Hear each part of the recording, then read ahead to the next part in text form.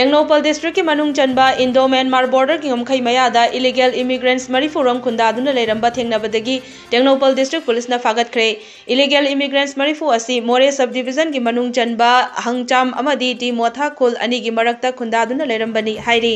Indo-Myanmar ki ngamkhai paringda illegal immigrants kaya marum changsinduna leire haiba pau fangbadagi ngamkhai paringda leiba tongan ba khulsingda Tengnoupal district ki deputy commissioner Ranjan Yumnam amadi Tengnoupal SP Golyanbang na luchingba team amana ngarang Republic Day gi thauram loiraba matung thiba humba ki thabak chathaki hairi.